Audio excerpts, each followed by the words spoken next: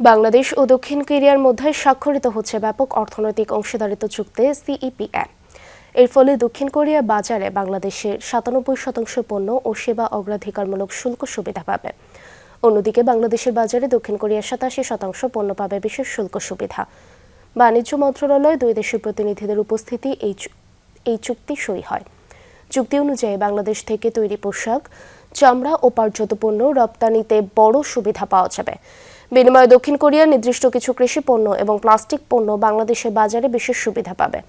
বাণিজ্যমন্ত্রী খন্দকার আব্দুল মুক্তাদির আশা প্রকাশ করেন, ২০৩৪ সালের মধ্যে বাংলাদেশের $১ ট্রিলিয়ন অর্থনীতিতে নিয়ে যাওয়ার যে লক্ষ্য, তা অর্জনে দক্ষিণ কোরিয়া একটি ঘনিষ্ঠ অংশীদার হিসেবে কাজ করবে।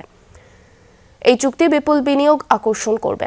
এ সময় দক্ষিণ কোরিয়া বাণিজ্য মন্ত্রী ইও হানকো জানান, এই চুক্তি দুই দেশের সরবরাহ ব্যবস্থা এবং ডিজিটাল রূপান্তরে বড় ভূমিকা রাখবে।